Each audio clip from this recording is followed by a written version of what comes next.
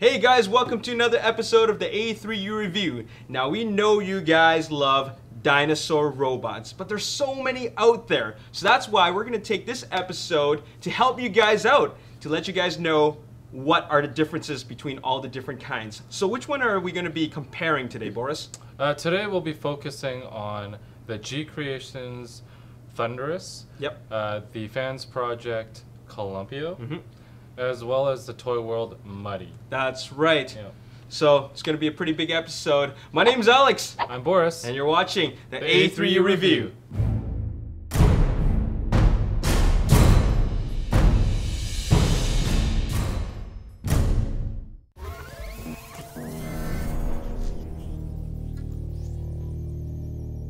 So with so many third-party companies making transformable robot dinosaurs, we thought it'd be a great idea to put them all together and compare them. So we have Toy World's Muddy, GCreation's Thunderous, and of course Fans Project's Columpio. Just so everyone knows, these aren't the only companies that are actually making. There's more. Yeah, we just wanted to kind of take a look at the brontosauruses that have been done so far so that we can actually, you know, show some sort of differences. There are, in fact, actually another two companies that are also doing this. There's Planet X, of course, yes. And of course, the other company that's also making one is Fans Toys. Fans Toys, yes. It would be nice to have all of them right in front of us. Yeah. Maybe we should start off with a head sculpt.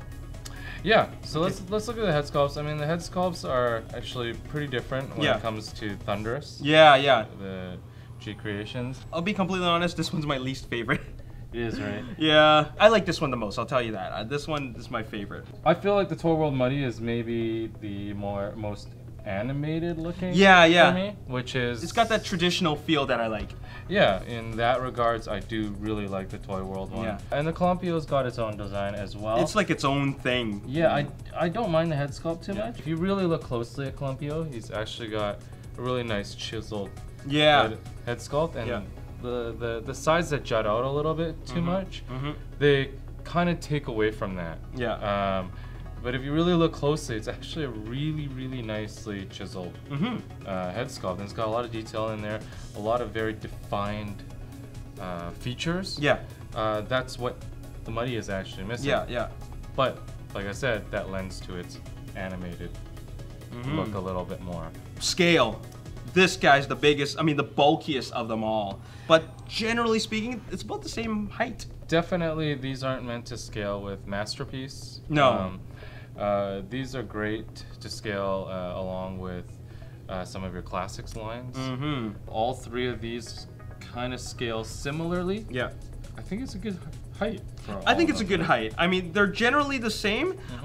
This one obviously is the bulkiest one, but I think you know, as long as the rest of the you know, the robot dinosaurs all are scaled along the same, that's what makes them look good together on the shelf. I do want to say, just for everyone that's watching, this is not the mass release of the Columpio. Oh, okay. This is actually the convention exclusive. Okay. I put this here only because everything here has like the chroming and everything. Yeah. So it was a little bit easier to see how all the chroming looks. And I also don't have a regular release of Columpio. Yeah. If you get any of the regular line for Fans Project, there's actually less chroming than the rest of these series, which actually makes it stand out. And the coloring is actually really nice. I wish, like I said, I wish I could show it, but I do not have the regular release, unfortunately. Yeah. But let's talk about how you feel about the overall design without talking too much about the coloring. And well, for the overall design of this, like compared to all these ones in comparison, I actually like this one a lot, mainly because it's kind of like its own style. Like this one tried to emulate the original. You can tell because of all these clear parts, right? This one is kind of just trying to be like something in between, like its own thing and the original. But this one almost feels like it's its own thing. I don't know what it is. Maybe it's the chest, or maybe it's the fact that there's a good combination of like this gray parts and this black here.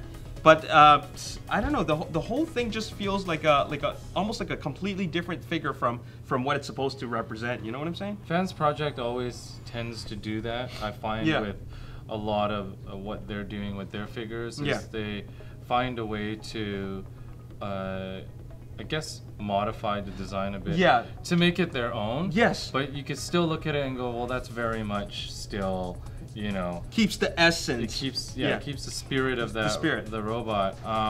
Not to say that these don't have their own design cues. It's definitely trying to emulate a little bit closer than really trying to break out and say, well, what if we didn't do that at all? Another thing that Fans Project did really nicely with the regular release is they had their little weapon warriors. That they transform into weapons. As well as little companion robots that hang out with them. That's something that just takes that line to a whole nother level. And speaking of aesthetic, of course, a lot of these guys have to carry a certain, I guess, look to them, because if you let's turn them all around and let's show the audience what the back looks like. Because of these are obviously an homage to something we're all familiar with. They all have this shell hair, and you'll notice that everybody does it a different way. It also shows the size of the Brontosaurus neck, and you can see that this one is the big one. This one keeps it kind of somewhere in between, but this one's the smallest. I kind of like each one differently, the way they did that. Like I like the one, I like this one here because it makes it looks like wings. For me, I've never been too excited about the backside of the Dino robots. I think there is always kibble showing. Out of all of them, you know, Toy World and Fans Project did a little bit more to try to hide the back. GCreation's kind of like just got it hanging out in the back. Whereas Toy World definitely tried to like use it practically. They've hidden the actual legs inside there, which is pretty cool. And the way that it kind of transforms that shell. It's a little bit unexpected, which is what I actually liked about it. Fans Project is a little bit more straightforward. They just kind of tuck in, try to hide it a little bit more. I thought that they did it pretty good with putting the legs in here, whereas GCreations and Fans Project, they put that piece, which is right there, on the leg, thus making the leg huge. I mean, it definitely lends to, especially on the Columpio, that makes the weight of the feet a little bit off balance. Toy World was very balanced in terms of how posing worked and everything, but it did lack a little bit of articulation, unfortunately, for me, compared to the other two. The GCreations has a little bit more movement within the legs here, and a few more points where it can actually balance in the bottom of the foot here. Speaking of articulation, these two have like hinge joints for the arms. Fans Project decided to go with ball joints. The range of movement on the Columpio is much better, and with the ball joints the way that they are, you can get some really interesting poses. As well as like move it forward really easily, and you know, really get a good range of motion. Whereas because these guys are on hinges, it's really kind of slightly limited to what they can do.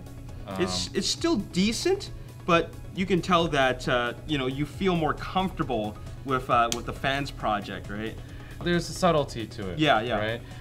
And then in Toy World's part, because it's on the hinges, the way that Muddy works on the hinges, sometimes the hinges can get kind of weighted down. So if I put another weapon, for example, it starts to weigh down, and the hinges aren't actually very tight.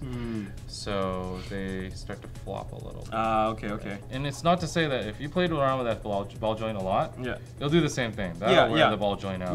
You know, so this is more like a weight issue. Like, this is a massive gun.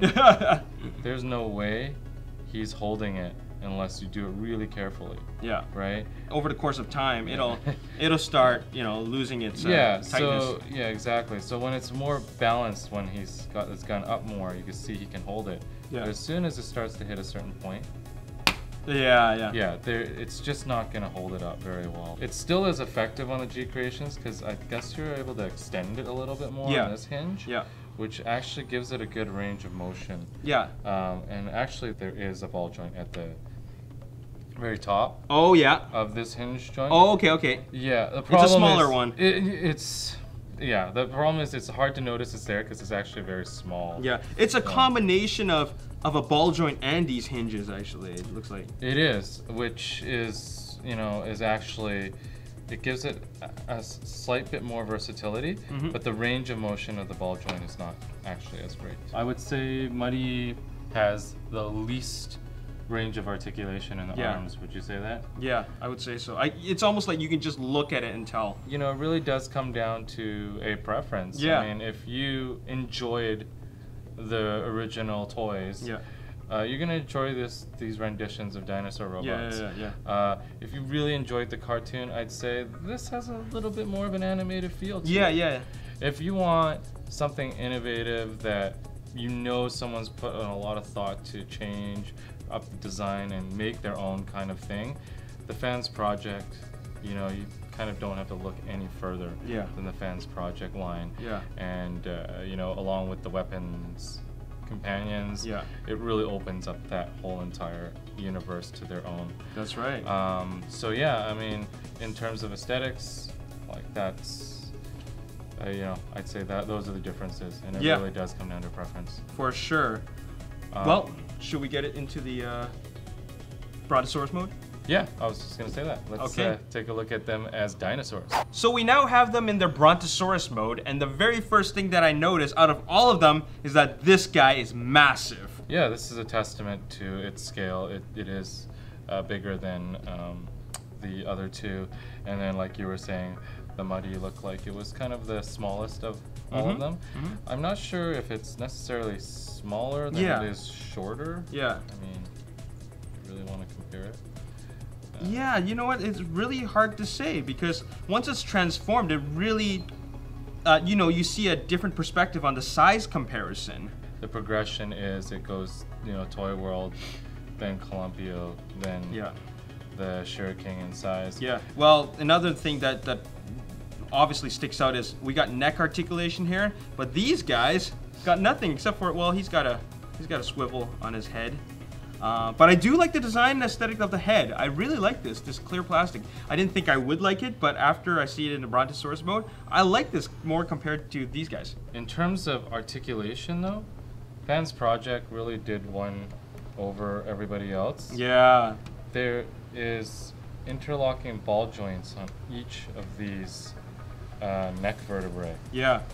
So that really gives it a very large range of motion. Yeah. Whereas both the Toy World Muddy and the Thunderous don't really have a lot of that. Yeah, it's just one big solid piece. Yeah. So you can really only move the head. Yeah. There's nothing going on here. Yeah. I mean, I don't know if people really care about that, but I like those kind of little details where you can really, like, you know, give it the ultimate poseability. Yeah. Tails are about the same though. Yeah, that's all one solid piece here. Yeah, none of them really move. And if you kind of look at the aesthetics of the back, again, I think Toy World matches a little bit more with the animated. It's very interesting. All silver, gray and gold, and then gray and silver. Yeah. Each one has their own, you know, their own difference, their own thing. Transformation with both the Columpio and the Thunderous are fairly straightforward. You don't need a whole lot of instructions to work it. Maybe the legs were a little bit more complicated on here, but not by much. Yeah. But the Toy World one was not necessarily complicated, but it had the most surprises, and I have to give it to them for that. Unlike the rest of like these two, you know, from what you would expect, the front of the legs become the arms and hands in robot mode.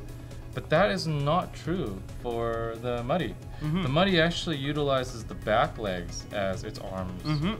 And how it flips around to become the arm is actually very interesting. Yeah. And then, as we saw when it was in robot mode, it tucked into the shell through this mechanism that it actually peels out. Yeah. And this hinge hinges over, swivels in, and hides it inside.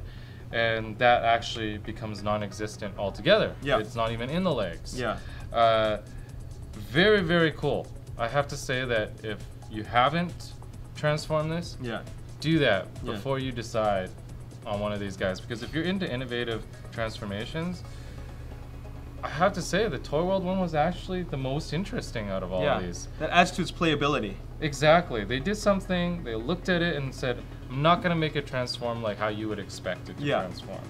And as a result, not only did it hide some of that kibble for them, it did make it a lot more interesting for me. So, you know, I do have to mention that. Aesthetic-wise, I mean, which one do you like the most? Aesthetic-wise, I actually am going to go with this one. I like it because the combination of all the different colored parts. I like the large size of its like head and the neck in proportion to its body. It just looks like it works. I actually like the aesthetic of the Fans project in terms of the finish the most. Yeah. Proportionately, I'm not sure I like it as much as a dinosaur. I mean, look how thick the tail is. So yeah, and it's like it's just how these chest pieces go. It's not quite.